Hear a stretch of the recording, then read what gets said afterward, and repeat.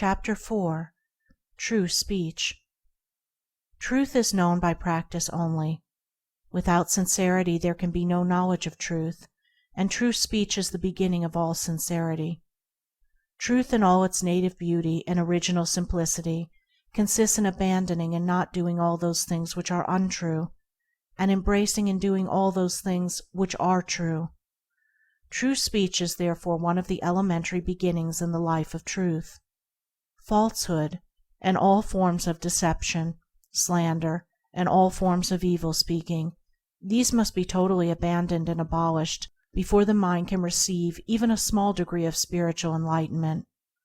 The liar and slanderer is lost in darkness. So deep is his darkness that he cannot distinguish between good and evil, and he persuades himself that his lying and evil speaking are necessary and good, that he is thereby protecting himself and other people. Let the would-be student of higher things look to himself and beware of self-delusion. If he is given to uttering words that deceive, or to speaking evil of others, if he speaks in insincerity, envy, or malice, then he has not yet begun to study higher things.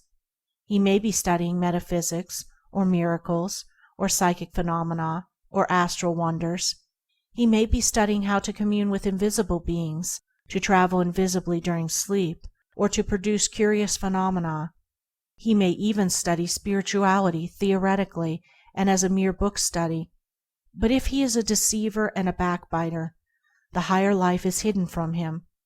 For the higher things are these: uprightness, sincerity, innocence, purity, kindness, gentleness, faithfulness, humility, patience, pity, sympathy, self-sacrifice, joy, goodwill, love. And he who would study them, know them, and make them his own, must practice them. There is no other way. Lying and evil speaking belong to the lowest forms of spiritual ignorance, and there can be no such thing as spiritual enlightenment while they are practiced.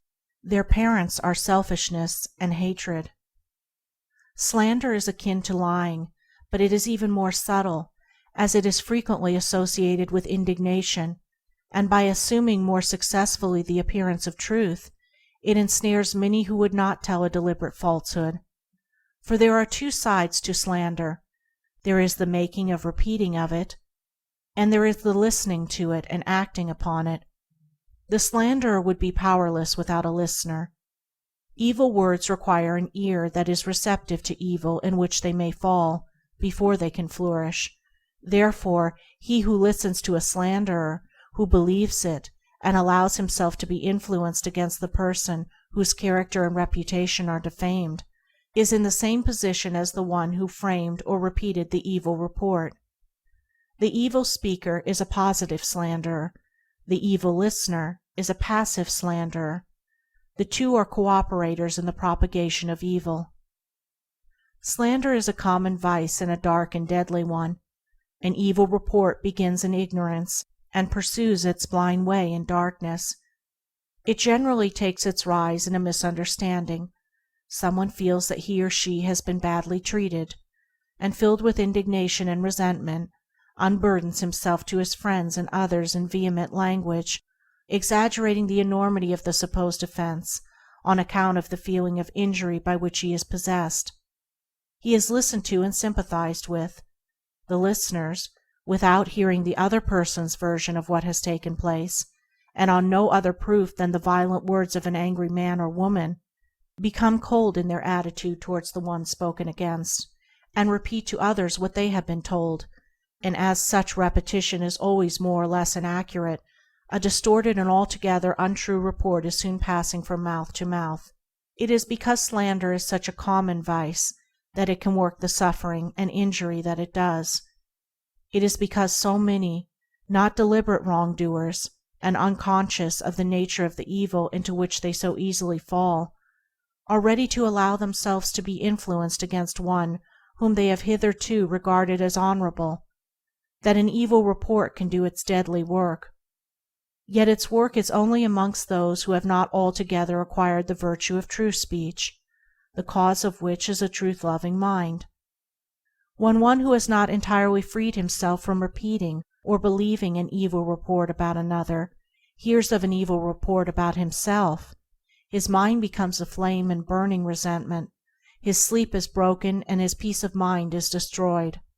He thinks the cause of all his suffering is the other man and what the other man has said about him, and is ignorant of the truth that the root and cause of his suffering lies in his own readiness to believe an evil report about another.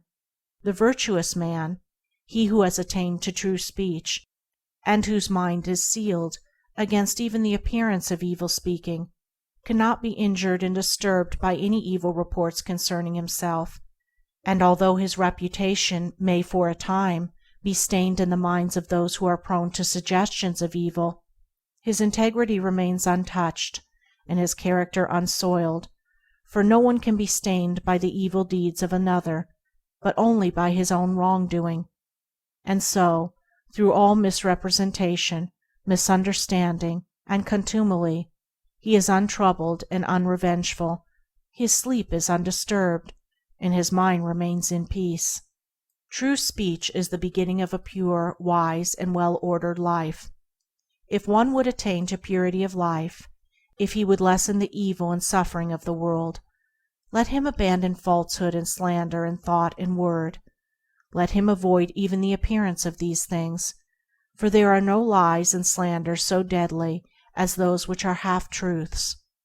And let him not be a participant in evil speaking by listening to it.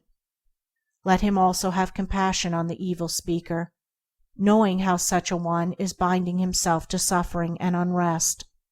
For no liar can know the bliss of truth, no slanderer can enter into the kingdom of peace. By the words which he utters is a man's spiritual condition declared. By these also is he finally and infallibly adjudged. For as the Divine Master of the Christian world has declared, "By thy words shalt thou be justified, and by thy words shalt thou be condemned." End of chapter 4. Recording by Andrea Fiore.